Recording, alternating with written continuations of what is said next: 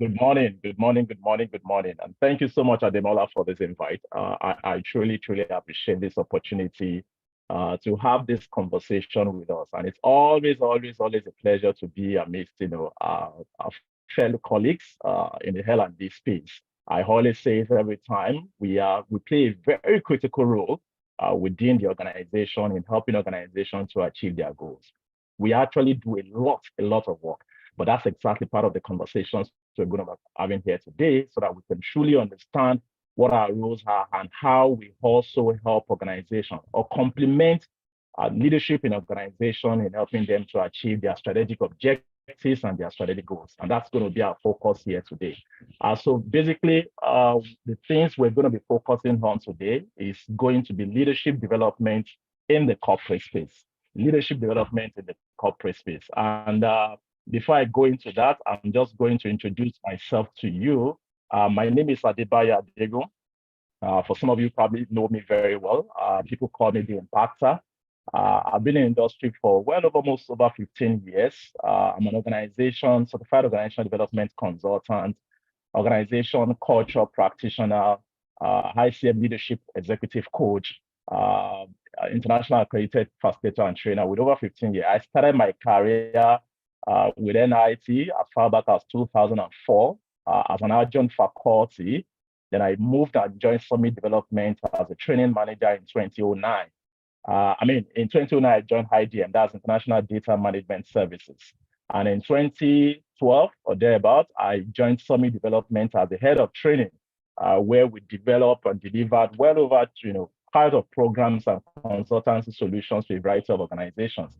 And my very last piece of work was Learning Minds Resources Limited. That's a South African company, where I was also the head of L&G for that organization, and responsible for developing and also delivering bespoke programs for in-house staff and also for our clients as well. And I also moved to become head of projects, where I was also responsible for training and consulting solutions.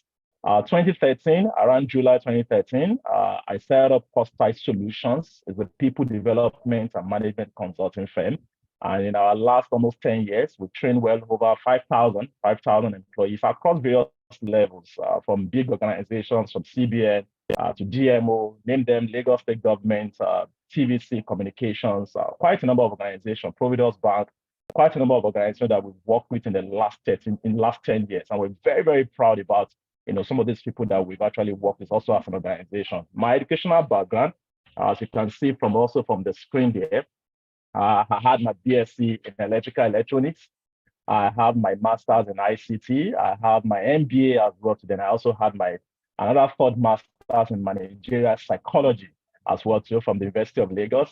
Also organization culture practitioner, organization leadership from Harvard Business School. The essence of sharing this profile with us is just to further solidify the conversations we're going to be having here today. That okay, some of the things we're going to be sharing here with us is as a result of both practical and also theoretical experience across my career space as well, and which I'm very sure we had a lot of value to us in our own career journey as well. But before we go into the session today, I would like to meet some of us here. I've seen some faces here that I'm very sure that I know, especially from LinkedIn space.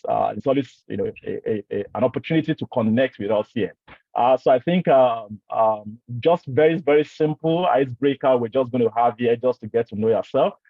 Please just chat to me where you're connecting with us from today. Let's go into the chat box and let me know where you're connecting with us today. And I'm going to start the lead by putting it there myself. Where are you talking to us today? Please let us know where you're talking to us from today. Please go to the chat box and connect with us there. So I'm talking to you from Baghdad here today. Where are you talking to us from? Let me know. Let me know. Please go to the chat box and let's have where you're connecting with us from today. Oh, thank you very much. Thank you very much. Thank you very much. Lagos, Brazil. Ibrahim, I don't understand your Lagos, Brazil. Lagos, Brazil. Okay, listening from Ikeja. Thank you very much. Better Lagos. Wonderful. Ogudu, Lagos. Thank you so much. Who's talking to us? Who is talking to us? Let's have three more persons share with us. Where are you connecting with us from today? Shomolu Lagos. Thank you so much. Thank you so much. Thank you so much. Thank you so much. Oh, yes, I'm going to be sharing my LinkedIn profile as soon as but you can search for me, just Adebayo Adegun on LinkedIn. I'm very sure. But I will be dropping that at the end of the session. Thank you for asking, Cynthia. OS again is talking to us. Let's have two more persons. Where are you connecting with us from today? Two more persons. Let's have you. Let's have you. Where are you connecting with us today? Okay, Anthony Ville. Thank you so much. Thank you so much. Ikeja, thank you so much. Thank you so much. All right. So it's a privilege to be here. And once again, I want to appreciate Ademola for, this invite. Trust me, it's going to be a very, very interesting conversation that we're going to be having here. And that's why I'm happy because I'm talking to people who have, that background knowledge already about what L&D, what we do there, our work if within the organization. But something is always missing. And in my interaction with quite a number of organizations, I mean, L&D professionals in the space, in my last, 13, 14, 15 years, something that I've also gotten is the fact that L&D space within the organization, if we're not very careful, if we don't position ourselves as a critical and vital unit within an organization, people will stop taking us serious. And I give you a typical example, which is the fact that when organizations are going through any uncertainty period, any volatile time, ambiguity, complexity time, the VUCA model, as we all know, if you watch very, very well and you speak to leadership in organization, and when they are about to say, oh, what is the first thing we have to cut when we're no longer, on that same pace at which we thought we're going to be? The first thing is always training. I know training is not the only thing that we do, but again, why do we always? I'm a very strong believer of the fact that you can only extricate yourself from a vicious circle when you have the knowledge. Ignorance is the cause, knowledge is a breakthrough. So that means the knowledge of the organization, the capacity of the people that we have in the organization is our responsibility. So again, if truly that ignorance is a cause and knowledge is a breakthrough, and you are in a crisis as an organization, then why should top leaders decide and say, oh, you know what, please cancel training for this year. We don't want to invest in it. Do you know why? Because a lot of time when I then engage this CEO who have said, we're canceling training this year, we're not doing training, and I have one-on-one conversation with them, I'm able to further convince them why they should invest, because I understand that they're in a crisis state and they need to extricate themselves from that particular crisis. But again, you then see that they will then come out to start sharing and say, Bayo, but even the training we've sent our people to attend, what has been the impact of this particular training? What has been, it's not hurting anything. It's not increasing revenue. It's not reducing expenses. I'm not seeing anything because that's their own focus. So again, when I hear this from them, I then go back and I say, okay, I think at a point in time, whoever is responsible for the L&D in that organization has probably not even positioned, that particular program well to the CEO or to the leadership team within the organization. And that's why from time to time, we've gotten this kind of feedback. So again, I'm putting it on our table and say, when you constantly get feedback from senior management team, why they want to cut this and they want to cut that, I'm not thinking about cutting another thing, but it's your training budget that they want to cut is a cost. Maybe at one point or the other, the approach to us at which we actually, implement or execute our training programs have not been done in a proper way that speaks to the language of the senior management team. You could be doing something fantastic. You could have wonderful programs. But again, I tell you here today, even if you're going to bring John C. Maxwell to your organization to have a leadership session with you, do you know, should I tell you something today? Your CEO is not interested in that. If you bring the top player, oh, Adebayo is coming to do this leadership, your CEO is not interested in that. What your CEO is interested in is how will this leadership development program improve the capacity of my team such that it can help me to increase profitability, increase revenue, or reduce expenses. Understand that. It's about the financials. That's what they are focusing on. So a lot of L&D people, when I engage and we talk to them, we are actually quite very, very operational in thinking. We look at what we're trying to do. We design objectives, very beautiful program. We design the curriculum, but it's not tied to something. It doesn't speak to the language of the senior management team. And that's exactly why we always get that cut it off, and cut it off. So again, today, part of the conversations we're going to be having here is again to also even look at it. How do we also even present our programs to senior management teams so that they can understand the importance of what we're doing and they can't see us as a vital unit within the organization who is complementing whatever they are doing to achieve the strategic objectives or the goals for the organization. And that's going to be our focus here today. Leadership development in the workplace. Trust me, for every organization who is investing in leadership development, understand that what you're trying to do is that you want to improve the organization culture, drive innovation, and fuel your long-term goals. So for us as L&D professionals, one thing I'm sharing with us today is that a leadership development program that aligns with the organization goals and meets the employees' expectations is very, very crucial.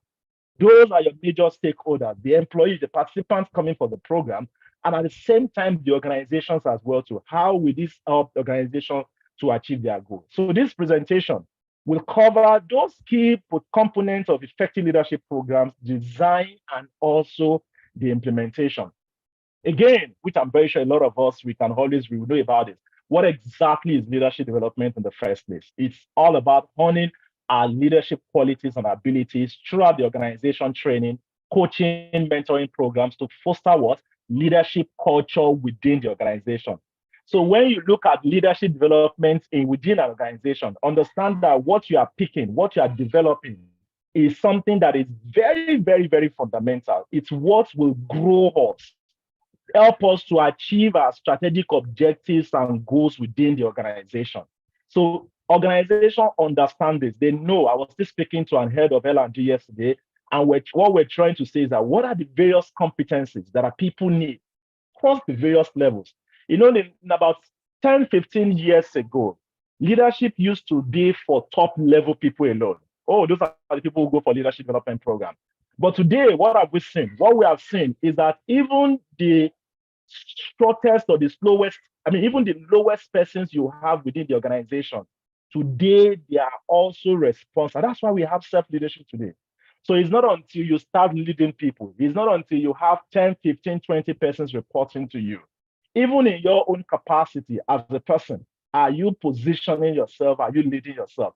So organizations have seen the importance of this. And that's why I feel that leadership development program is not a topic that we only think about for the senior management team alone. Even from entry-level employees within the organization, they need to understand the competencies. But again, it is our own understanding. Our own responsibility as L&D professionals to identify those competencies.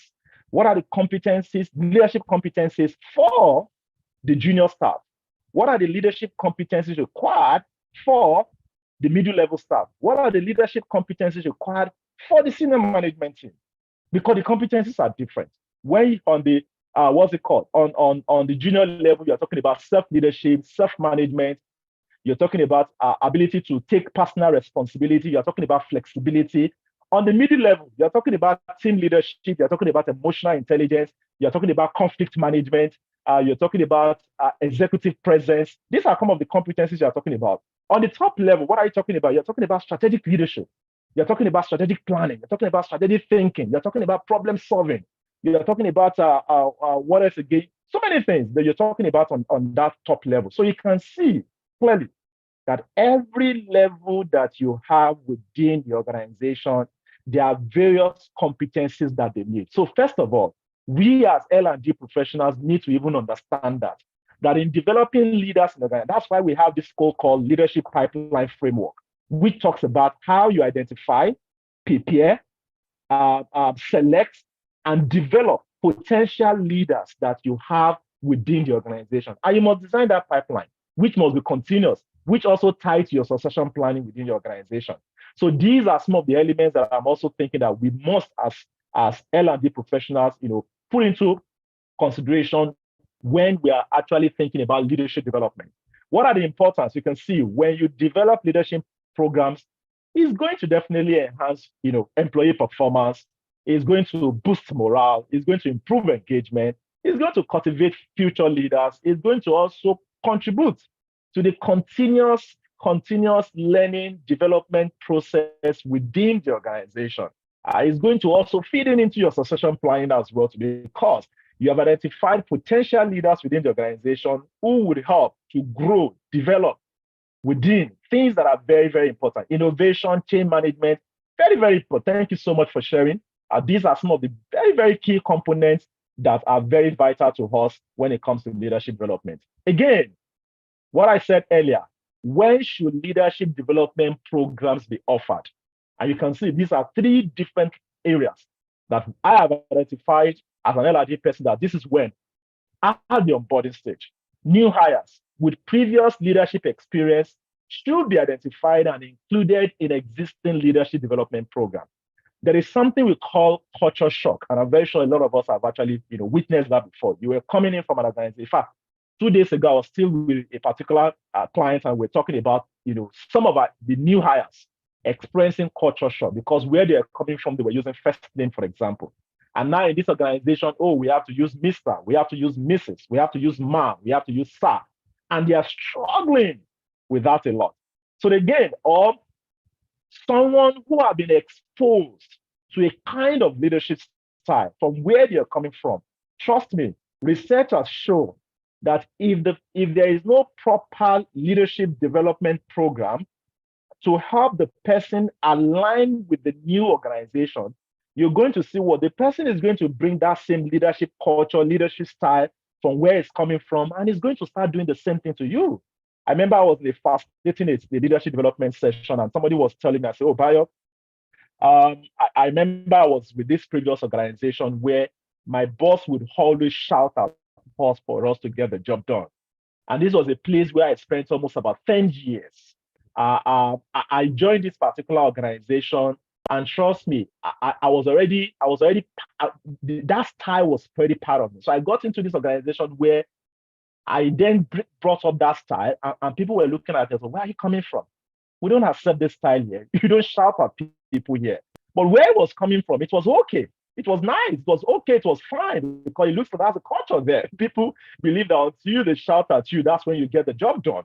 So what are we saying here is the fact that at the onboarding stage, new hires need to go through leadership development program. Is very, very, very important for them.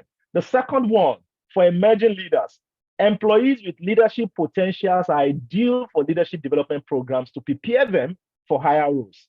Remember what I said earlier, that you need to develop what we call the leadership pipeline framework, which will guide you in identifying, selecting, and developing potential leaders within the organization. And why is this very, very important? And I tell you this because, again, I'm going to be very, very practical here. One of the things I've also noticed within the organization, which for me as a consultant, I don't always agree to, is the fact that organizations usually would want to promote high flyers, high performing employees into leadership positions. Trust me, I'm not a fan of that. I'm not a fan of promoting people who are high performers at entry level, at lower level into leadership positions. And see, I've had this conversation. In fact, I've had people disagree. I say, no, Adebayo, I don't agree with you. Why would you say? Of course, the person is performing well. So why would you tell us not to promote this person to become the team leader of that unit? And I told her, I said, because the competencies required in leading people is not the same competency required in leading yourself. The competencies are completely different. Just imagine, take yourself, for example, you're a high flyer within the organization, high performing staff within the organization, always hitting your targets, KPIs always A at every point in time, doing fantastically well within the organization. You're always taking the accolades. People always celebrate you. Every month, every week, you are being called out. Oh, let's celebrate this guy. He did so well. He hit all his sales target this year. Now, remember that when you then become that same sales leader or the team leader of that sales unit, your responsibility now, according to Simon Sinek, says that what? You are not even just responsible for doing the job anymore, but responsible for leading, motivating, controlling, managing the people who are doing the job. Remember what I said earlier, you were at the forefront, you were always winning, you were always getting the accolades. Do you think it's actually very easy that you have to step back right now and give those accolades to people? No, it doesn't come easy. You always want to win. So a lot of times, what do we notice? We notice that what, and that's what research has shown to us, that when you then promote high-performing employees into leadership positions, what you would then get is that what they will always be the one doing the job. And they will have people, their team members, who are not doing anything because it's the same mindset. who has always been doing the job that is also bringing it back to also now that the person in the same leadership position. And that's what we're saying here. So again, but I understand this clearly that it's always a, what's the word there? Not selection right now. It's a retention strategy. Yes, that's the word. It's a retention strategy for most organizations. Oh, this guy is a high performer. Please, to keep him in the organization, let's just give him a team lead. I know that very well. But even if you have to do that, this is where we as L&D professionals need to speak to whoever is the business unit head and say, okay, you have identified this guy to become the team lead of the organization, but this guy needs to go through a leadership development program because it is essential. And I think I've explained why it's essential. It's essential because the competencies you need to lead a team is completely different from the competencies you need to lead yourself.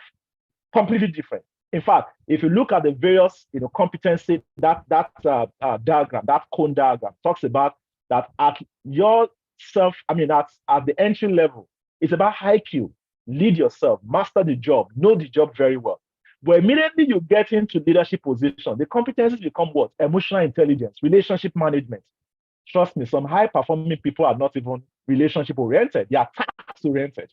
So now, but when you get into team leadership position, you have to now become relationship oriented. You have to constantly build relationship with people because that's exactly the way it works. Like I always say, you cannot influence people you antagonize. So you cannot also drive people, make them leaders when they have not mastered the art of building relationship. So this is basically why I always say for emerging leaders, develop programs for them. Don't rely on the fact that they are high-performing people and you just put them into leadership position. It's part of our job as L&D professional to recommend strictly to the business unit or to the senior management team and tell them why this needs to happen. Again, because you understand all of these pinpoints within the organization. What about for senior leaders? Of course, to stay current with the current trends. I remember I was doing a training with which organization was, I think it was with CBN, where I was training their top level assistant directors and deputy directors. And we're on this 5 leadership development program. And I think on the spot there or thereabout, somebody asked this question. This was somebody who had been in the system for over 25, 30 years or thereabout. And he said, Bayo, do you know what? I joined this organization about 25, 30 years ago. And my boss would always, present to us this plague, you understand, this plague, to us. And we're always looking forward to it. In fact, every one of us then we're always like, oh, wow, I must get this plague at the end of the month. So I noticed that, morale was very low in my team lately. And I thought about what can I do to boost the morale? Then I remembered what worked for me 25, 30 years ago. I went out of my way from my own personal fund and I decided to design a play for this very outstanding staff within my team. And Monday morning, I called, our usual Monday meeting and I said, oh, employee of the month, fantastic guy, doing so well. And here is the plague. And he said, I noticed the energy was quite very, very low. And I was wondering, I thought this guy should be excited. And he said he collected the plague and he said, thank you. But trust me, in about a few hours later, this guy knocked on his door and he said, sir, I would like to see you. I said, oh, what do you want to see me for? And he said, I would have appreciated if you had monetized this plague. If you have monetized this plague for me instead of presenting me this plague, please go to the chat box and let me hear this. What do you, in this particular scenario I've painted, please, who is wrong? And let's be very, very much sincere. The young guy who said, please monetize this plague, or the leader who decided to use the plague at this century? Please just share. And we want to agree and disagree here. Go to the chat box. Who do you think, the employee or the leader? Let's just use that. Employee or leader, who do you think didn't use the right approach or whatever? Just share your thoughts with me. Share your thoughts in the chat box quickly. The leader or the employee, who do you think is responsible for that time? Oh, Adebayo said the leader. Thank you. Oh, the leader. Okay. The leader. Thank you so much. Thank you. Who else again? The leader. Okay, Oluwasegun, thank you so much. Who else again? Who else again is talking to us? Okay, Sarah also said the leader. Okay, of course, of course. Thank you, everyone. The leader, because in my own opinion, it should have moved for a meeting to understand why their morale was low. Thank you so much. The leader should have known what motivates it. Thank you so much, Ademola. Exactly. Those are the thoughts. Of course. And guess what? Somebody in the same class shared it, said, oh, now I see what is working. He said, do you know what I did to my home team? The same thing in my Akure branch. People were complaining, oh, things were not working very well. I noticed morale was very low. And guess what? I said, guys, you know what? I looked at my team and I found out majority of them are Gen Zs and also the millennials. And I said, you know what, guys? This Friday, guys, we're going for a movie. We're going to see a movie. We're going to the ShopRite. ShopRite just opened in Akure, so we're going to see a movie. And do you know what? We're going to have great time, nice time over there. He said, we had that experience. He said, in fact, after that movie session, because they bought the entire space, he said, after the movie session, I just asked my guys, I said, guys, what do you think? What do you think is wrong here? What can we do to improve this? What can we do to improve that? He said, you need to see the quality of ideas I was getting.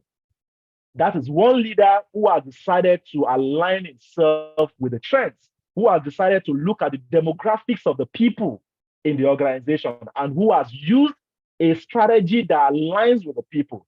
And you also have the other guy who used what worked on him 25 years ago and wants to apply the same thing to the current situation. It's never going to work. So why am I saying this? I'm saying this because for us as L&D people, again, when you begin to notice, look at the demographics of the people that you have in your senior management team. If you find that these are people of Generation X, I'm very sure we don't have baby boomers again in the workforce. Maybe some anyway, but I think we have more of Gen X right now in leadership in SMT level today. If you look at your SMT and you look at the demographics of the people in your SMT, and you find that the generation gap is quite so much from the majority of your team or the workforce, then you need to start bringing up certain leadership development programs that would help them to be able to align with the current trends. Trust me, a lot of senior leaders still believe in that old leadership style. In fact, one was shared with me in the class. He said, oh, I think we're discussing coaching and mentoring skills for leaders. And this guy said, Bayo, this thing you're saying, I don't think it's going to work for me. Because, when I joined this organization, my boss will shout at me those days. I will go to one corner. I will cry, cry, cry, cry, cry, cry. That cry will motivate me. I will come back to my work and I will use the same thing. So you expect me today, what took me 22 years to learn, I should come around today, you're telling me, oh, I should coach and mentor my subordinates so they can know what, and they should also go through the same 22 years. Can you see the thinking? Can you see the mindset of a senior leader who thinks that because it took her 22 years to learn, subordinates too must go through 22 years to also learn that? So again, I'm not just trying to tell you that these are also reasons why we as L&D professionals need to constantly look at what is trending in the leadership space, what is trending in the organization, and begin to align our senior management team to those programs. Some of them have gone for the best of the best programs. Even in the top of the top schools, they've been to Harvard, they've been to MIT, they've been to a lot of the best business schools in the world. But trust me, that does not reflect in the character, in the attitude, in everything, in their leadership style. So we need to constantly train them on that. And these are things that we need to also look at from time to time. Unfortunately, leadership mindsets are mostly a reflection of past experience. Sad to say that some are just close-minded and subjective. Thank you so much, Approach. Oluwasegun, thank you so much for that insight you just shared with us. Let's move on so that at least we're very, very. What are the key components? So this is talking to us right now, guys. If we need to also develop a leadership program, what are the key components? I think I've highlighted about 6 different components that I think is very important for us. Number 1, start with a need assessment. Don't develop a program based on what you feel. No, it doesn't work like that anymore. Oh, I think my people should do this. No. In fact, for me as a consultant, I said it when I started this session, I've only met very, very thorough L&D people. I know how I get to know L&D people. In fact, I was with one yesterday. Is when you're trying to pitch your program to them, the way they question those programs, because in their mind, they understand where the organization is going to. So they won't just allow, an off-the-shelf program, just come and dump it, run it. And at the end of the day, organization cannot even see the impact on the organization. So again, this is why this is very important. Start with a need assessment. Create an effective leadership development program. Remember what I said earlier, that the competencies for each level is different. So based on the competencies for an entry-level employee, create an assessment on those leadership competencies to even evaluate them. Where are they on that level? You can't solve a problem when you've not done diagnosis. It's not possible. So if you are truly trying to solve a problem, you must first of all run an assessment. The result of the assessment is exactly what you are now going to compile together in developing your training objectives and also looking at, oh, should we run this in-house? Should we engage a consultant who can run this program for us? These are the things that you need to now focus on.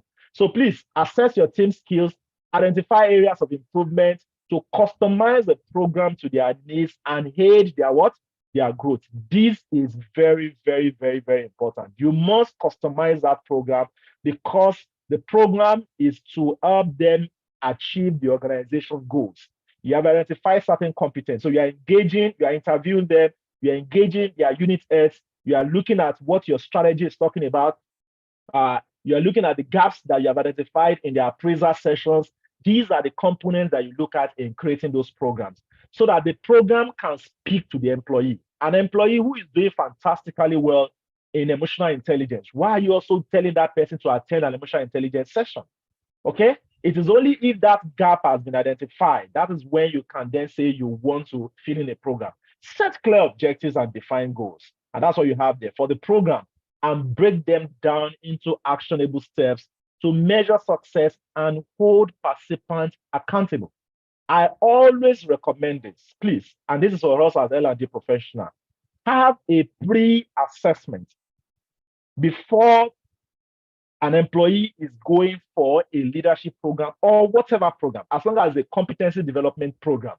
Make sure you do what we call, like we all know, the before and the after. So do the before. What are the gaps? When the person comes back, there should be an actionable plan to say, okay, these are the gaps. This is exactly what I'm expected to do. This is how I'm going to measure it. This is the timeline I'm giving to myself to achieve that. And keep in track you with the unit head of that where that employee is, and have that clear conversation. Because again, you want to track. Remember what I said earlier.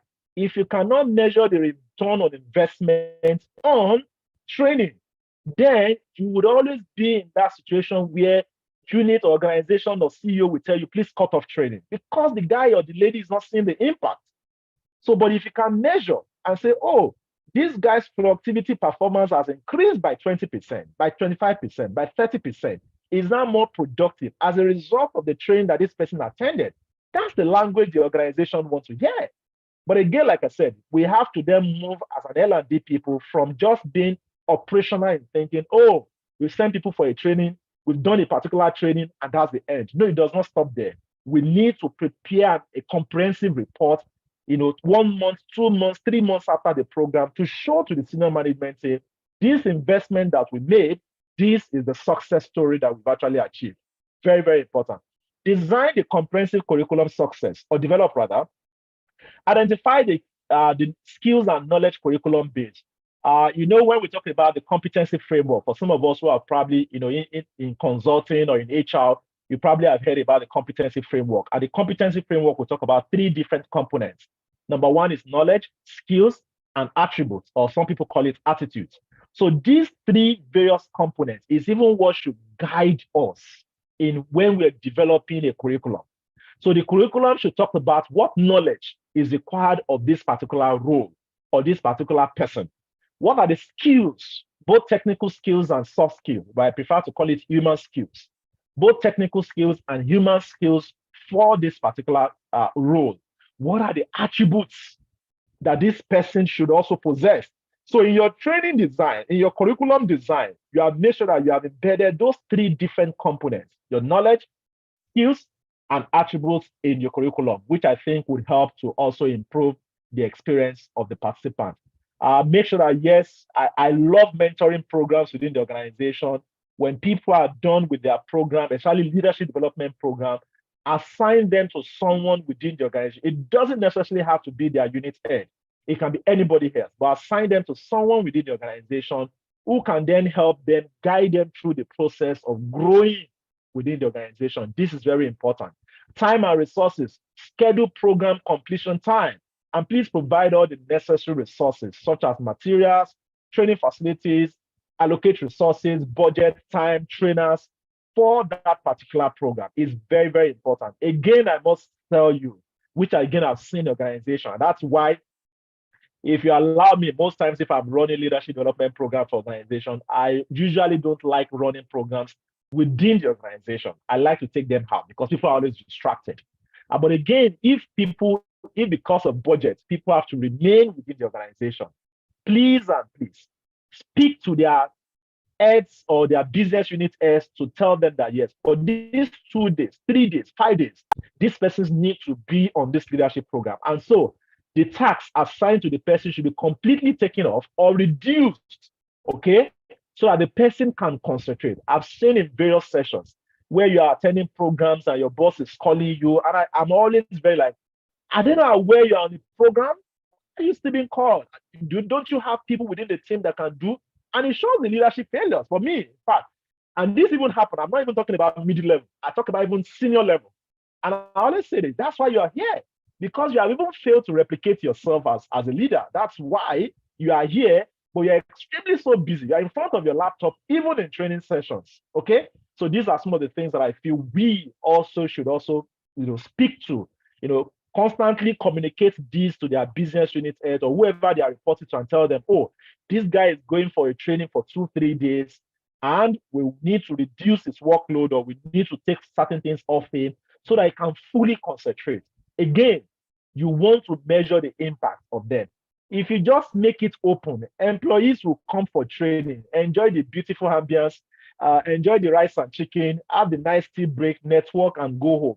In fact, a lot of times, training programs have become an escape route for people within the organization. It's just an opportunity to leave the organization and be somewhere for 2-3 days that are not coming to work. So please, if we make them to feel, and that's why I always say that, again, this is also another very important competency for us as L&D people. Please always create a communication plan, okay?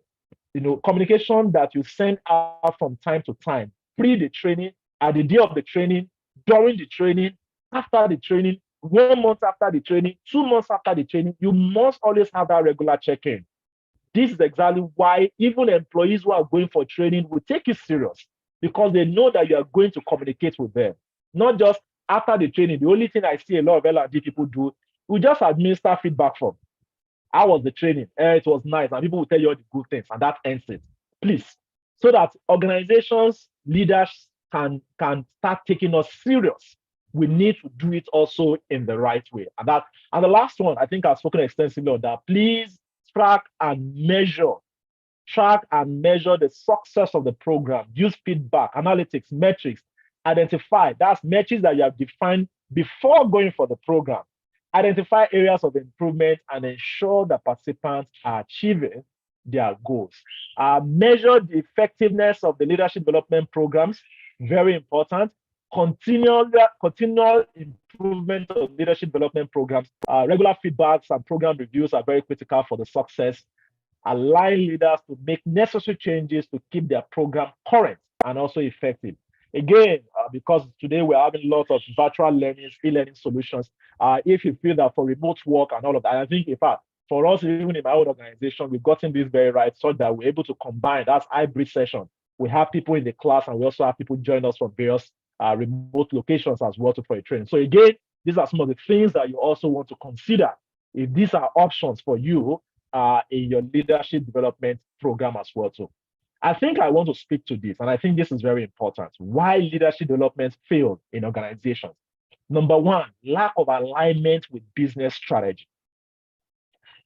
And I'm going to come back to this slide, but I want to show you this next slide that I have.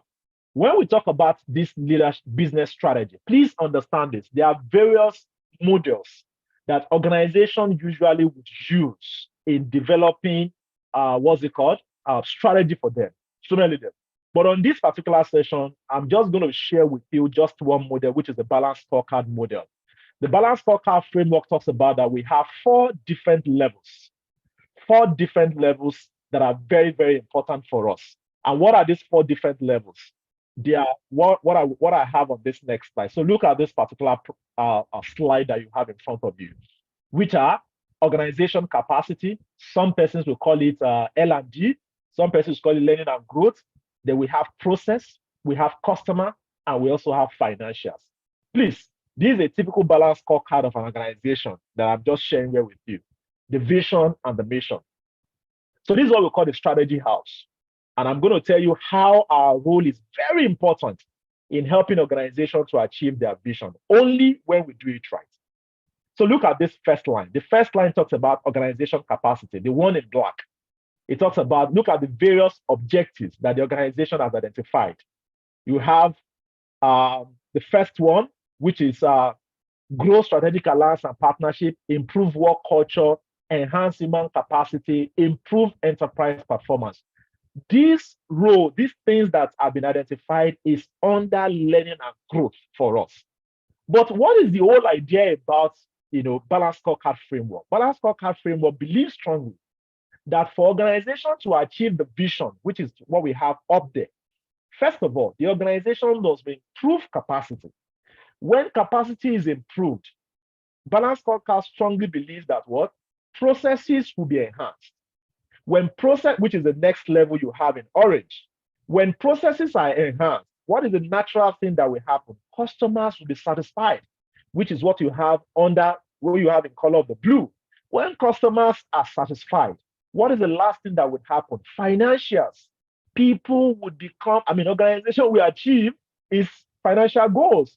So you can see that our role is extremely very important. It starts from the base. The base is learning and growth for the organization. So why did I intentionally have this particular framework to this particular slide?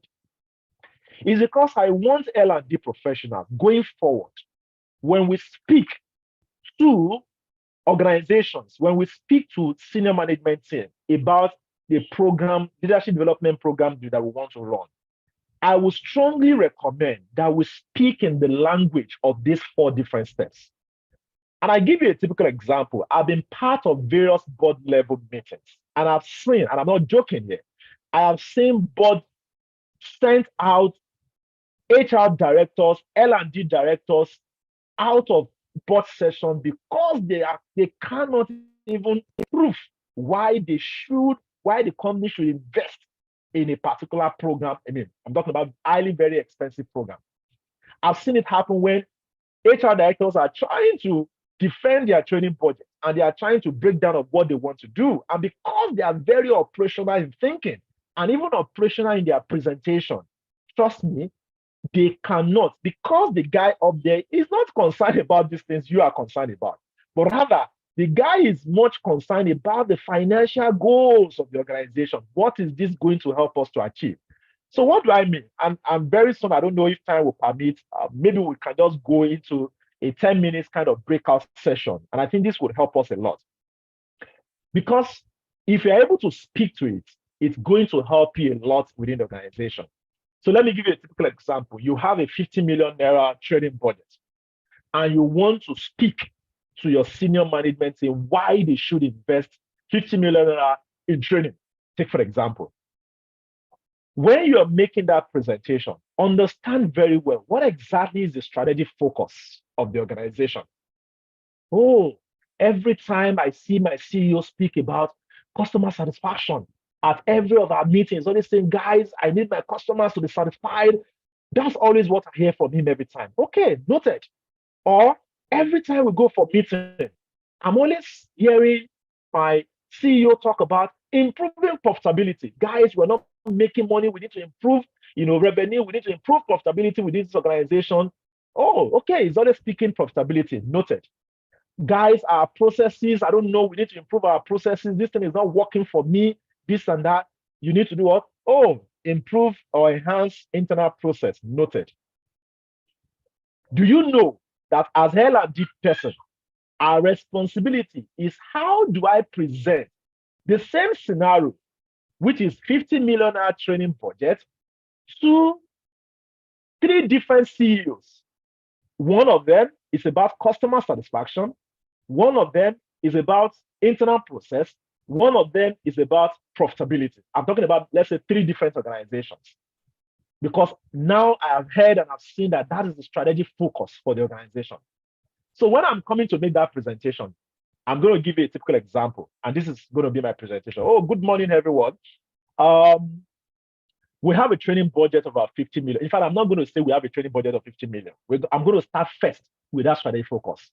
If you notice within this organization in the last 1 year, we've had 80% of our customers complain about the experience they have with our customer service agents.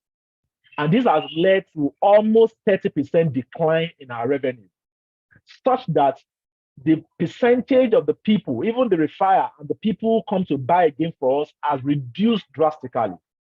In filling up this gap, I have done an extensive research to look at the competencies required of our customer service agents in being able to provide top-class customer experience to our customers. And in achieving this, I've identified a consultant who is going to help us design a customer service program with a focus on improving customer experience and engagement. And this is going to help us achieve the particular goal. To achieve this, this program is going to cost us X amount of money to do that. I don't know if you are getting what I'm trying to say. So you can see what I think we're looking at right now. So you can see what I'm saying. I didn't start with saying, sir, I've gotten the best of the best, customer service consultant. He's going to help us to do a particular program, and that program will cost 7 million. No, I didn't start from that. I spoke from the strategic focus, and I was able to break it down, and I was able to help them. Because trust me, again, I say to you guys, you see that last line in green: increase revenue, increase capital base, or increase profitability, or reduce expenses. Those are the focus of leaders within any organization. The guy is about numbers. So when you make your presentation to him, the difference in an operational L&D person and a strategic L&D person is that you are speaking to the numbers. You have just shown to him how customers' experience will be improved, which will help to improve profitability or revenue with this particular program. If you are learning something, please go to the chat box and let me know about this. If you are learning something, please go to the chat box and tell me, yes, you're learning something. Yes, just tell me yes, yes, yes. Let me know we are still very much active here. If you're learning something, please go to the chat box and tell me yes, yes, yes, yes, yes. Let me see your yes there. Who else is talking to us? Who else is talking? Thank you so much. Thank you so much, Adeyemi. Thank you so much. Thank you so much. Thank you so much, everyone. Thank you, Sarah. Thank you, thank you, thank you, thank you, thank you, thank you. It's only me is learning plenty. This is priceless. Thank you so much. Thank you so much. Thank you, thank you. Oh, Agogo, good to see you here. Thank you so much. Thank you so much. All right, Luashego, thank you so much. So you can see very well, L&D people, we need to move away from operational thinking. A lot of times, this is why the CEO will walk you out. He's not interested if you are bringing Adebayo to come and run the leadership training program. He's not interested. How will this leadership program help me increase my numbers? If you cannot speak in those numbers, trust me, if you cannot speak strategically, in fact, again, I tell you, you might even have organizations who have strategic plan, but they are not even following it. But again, I'm being very sensitive to watch my CEO, and I see what he says every time. Every time he's always complaining about operational issues, or he's always complaining about profitability. He's always complaining about this. Those things I hear him say well. Every time I want to present something that will take cash from the organization, I must speak to that language. So take, for example, the guy who is also talking about operational issues, and I want to set up a program, let's say, for example, on leaders, on leadership. And I'm going to go to him. Sir, I quite understand the fact that in the last 6 months, I have identified that we have lots of issues with our internal process. Once you say that, the guy is going to adjust his seat and he wants to hear more because you have just spoken his mind. I noticed that we've had some internal process issues in the last 6 months. And this has helped us, it has actually increased and actually even reduced our turnaround time, has actually reduced our deliverables, has reduced, in fact, has also even helped us to even increase customer complaints about who we have as an organization. These are the problems he's always thinking about day and night. In order for us to solve this problem, I was able to carefully do a mini diagnosis about our internal process. And I was able to identify that our internal process is not even a technical issue. It's about the people that we have in the organization. Oh, sorry, I'm about to sell a program on, let's say, what can I sell?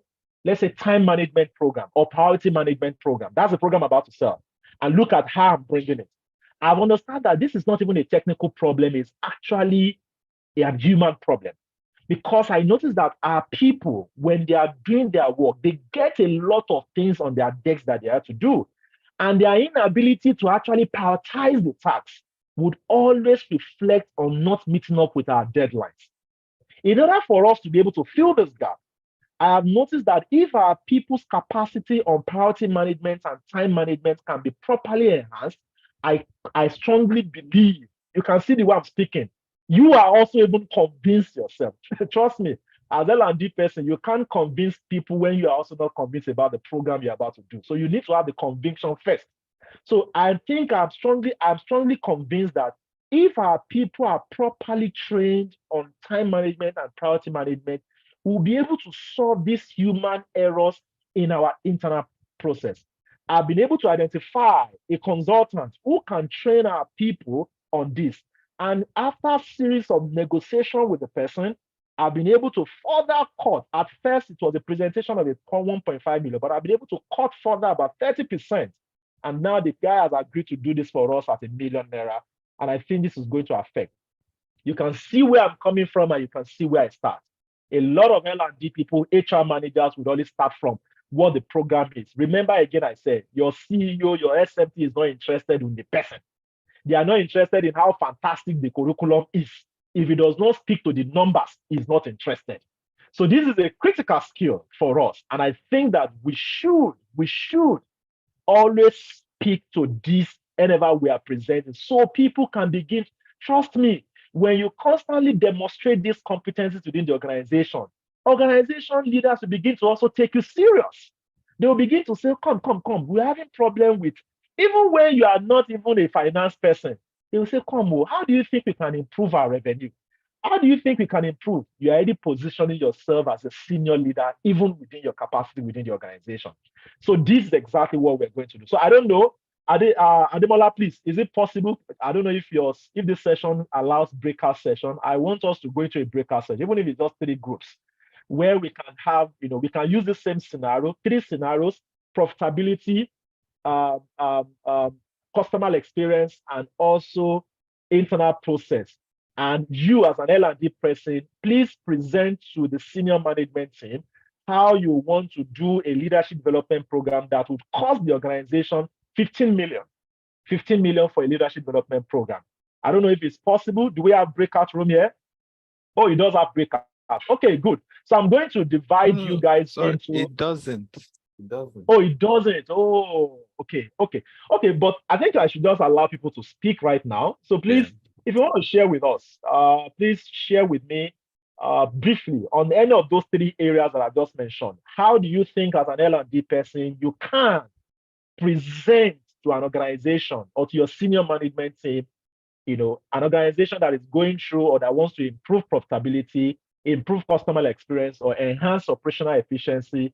How can you speak to them about a leadership development program you want to do that will cost 50 million? Speak to us.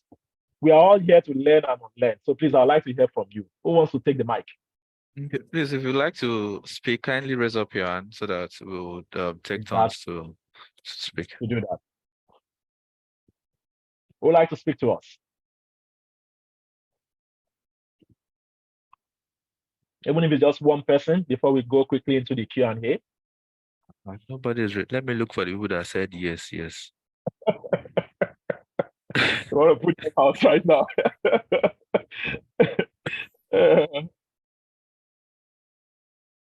Quickly, let's just talk one person, just speak to us about this, maybe in just 2-3 minutes.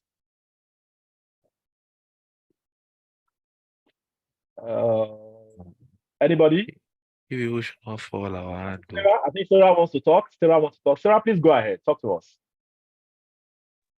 Okay. Please confirm if you can hear me. Yes, we can hear you. Go ahead, please. All right. Good morning, everyone. So, okay, not really an L&D practitioner, but I think based on all you've spoken so far, I can see some similarities or some things that I can implement in my workplace. So I'll just paint a scenario. So I work with a non-governmental organization, and one of the challenges, or should I say one objective that we try to work with is getting people with disabilities on our programs, so that the programs are the programs are more inclusive, so to say. So that is one thing the management is always talking about. So the point is, when you want to get, so from my own understanding is that you can't get persons with disabilities on your programs if your means of communication is not inclusive enough.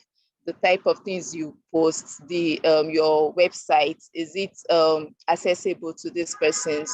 And that is one area that I feel, if employees don't really know how to create content that are inclusive, then our content would probably not reach the right persons they're supposed to reach. So if I was to sell this to the management, it would be to say that, okay,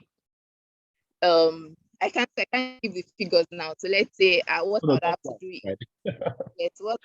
to do is calculate the number of responses we get from persons with disability when we give out calls for application, and see how quantify it to what it is supposed to be. So that is what I'm going to build my case on, saying that this is what it's supposed to be if we are putting so and so things in place, but we are not reaching that because our contents are not inclusive enough.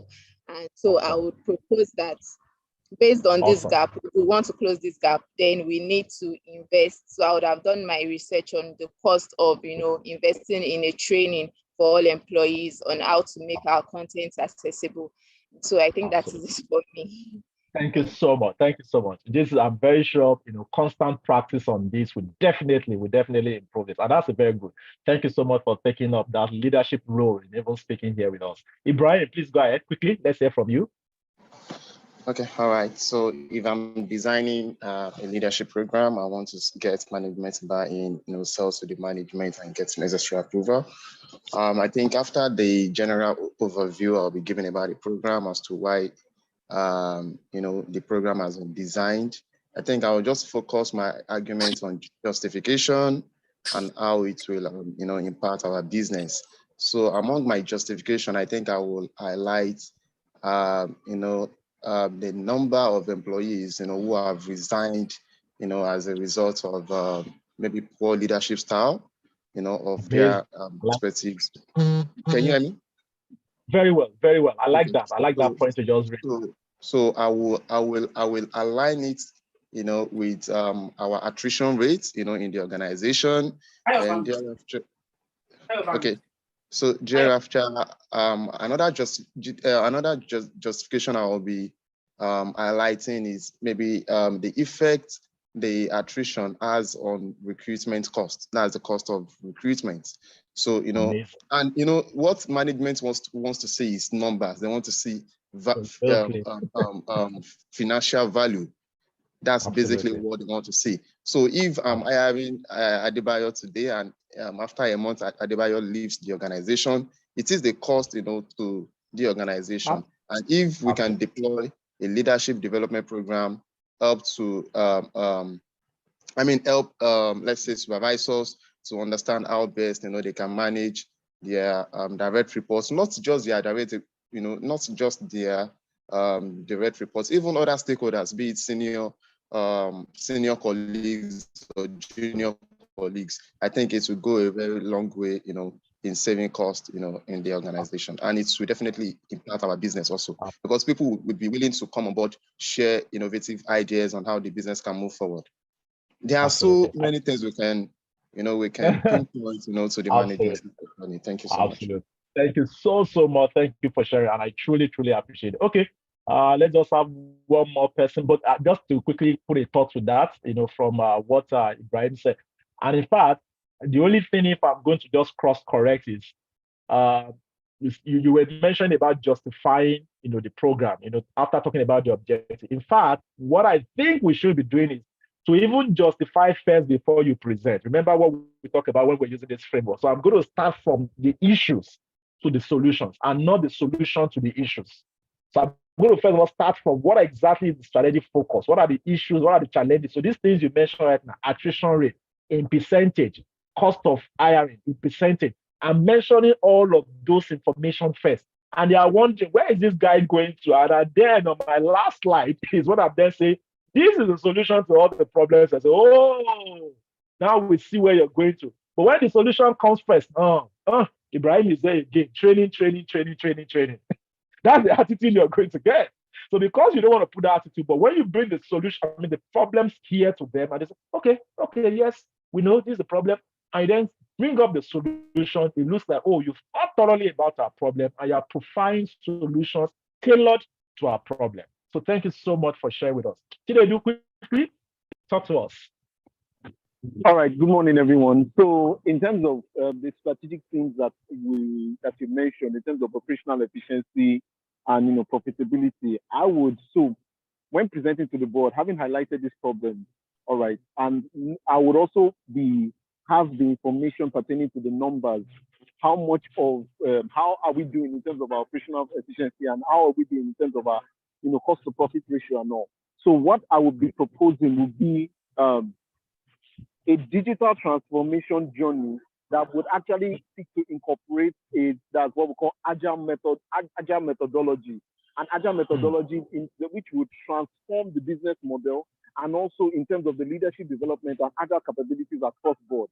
So it is going to be just not beyond just training, but also it could also have that consulting element, because we are transforming how things are done in terms of a digitization of operations, to see to it that how we can drive, the cost structure of the business, so that so that our cost margins are smaller, our profit is exceeded, and also the engagement, that the employee engagement and the new and the excitement that this particular approach of working would have in terms of enhancing employee engagement.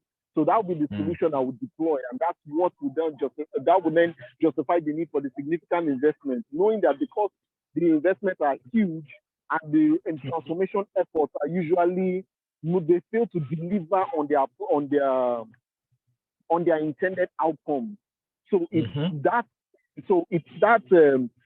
journey, that justification, the training, the capability development in terms of agile capability organizations should have, that would flip the odds of them, flip the odds of the organization, reducing or enhancing its operational efficiency and then the cost structure.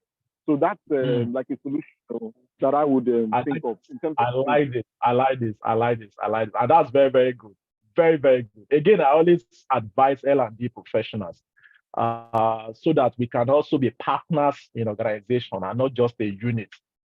I always strongly advise that if you see any program related to consulting skills, please go and attend it. There's a different way at which we consultants will think. We look at problems from people, from just professionals, we're solution focused, we're driven to solve problems as consultants. So please, again, if it's a program, you can take it as your own personal development program to engage in a particular course. And I think there are a lot of programs like that online, Allison, Udemy, that you can even do for free on consulting skills. So I strongly recommend consulting skills as a critical, competency for us as L&D professionals, so that our thinking, the mindset behind, even developing programs for organizations will completely different.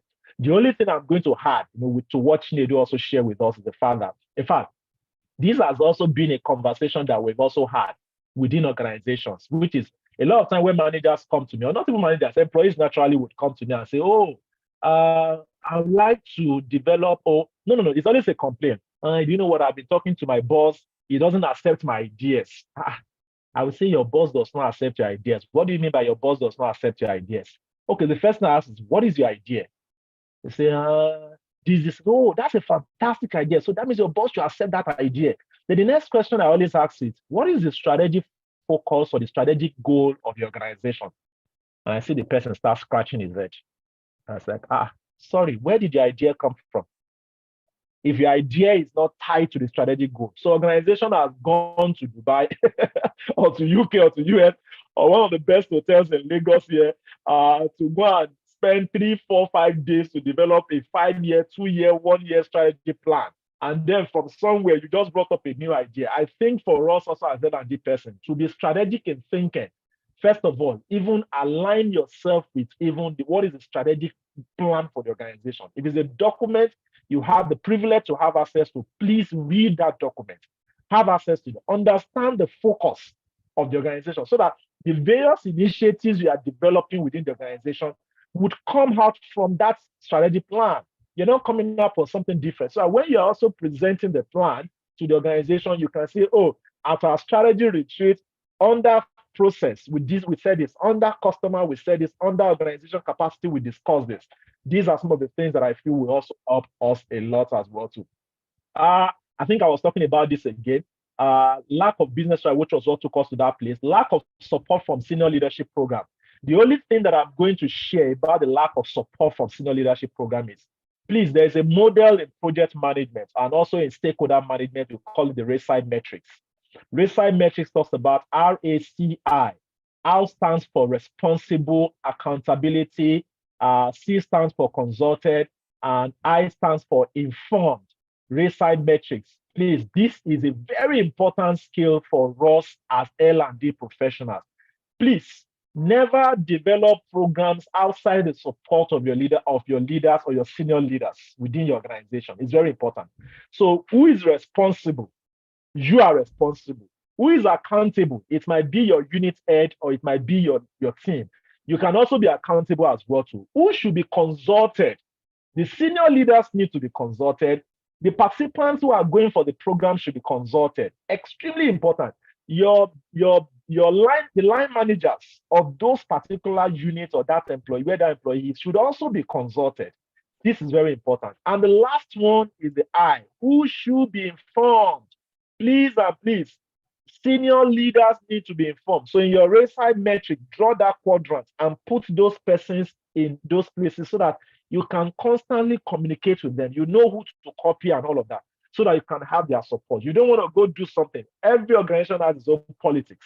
Please, I always tell people this. You don't necessarily have to play the politics, but you need to be aware about the politics. Please note what I just said right now. You don't necessarily have to play the politics, but you need to be aware of the politics. So you don't want to start doing things in silos and you're not keeping certain people informed or you're not consulting certain people, then your program is going to fail. They are not going to buy into your program. You expend a lot of resources and time in designing your program and nobody will buy it. In fact, it's failure starts. So please, having the buy-in of your major stakeholders is extremely important, and you can always leverage on that RACI metrics to do that. Please, inadequate program design, I think I've spoken extensively on that. Lack of participant engagement, I talked about having a communication plan, okay? When you start communicating with these participants about your program, what they are going to get, everything, you must have your communication plan, and it's very, very important. Insufficient follow-up and accountability. Please, when you are telling people to go for training, let them know when they come back, they are going to be accountable. So before you nominate them to go, let them be aware that this program we're sending, the organization is investing X amount of money on you, and we are expecting this in return.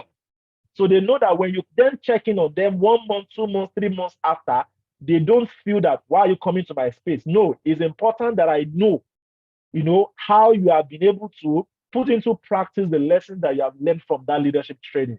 Very important. And failure to measure and evaluate program effectiveness. These are some of the reasons why leadership development program usually fail. And I think I've explained this thoroughly. In conclusion, so that we can have quick time for sessions, Q&A if there is any. Please understand that leadership development program it's going to bring to us a lot of benefits, short term, long term. Please start by addressing the needs, setting clear objectives, create a very comprehensive curriculum, foster mentoring, allocate resources, measure success. Valuable leadership skills can be cultivated. In all that we have learned today, I'm very sure we've learned one or two things in this particular session. And I'm very sure that this is going to really, really, really, really help us to grow as L&D professionals. So let me just give a few minutes for Q&A before we wrap up the session. Please, if you have any question you want to ask, please feel free to ask at this time. Thank you.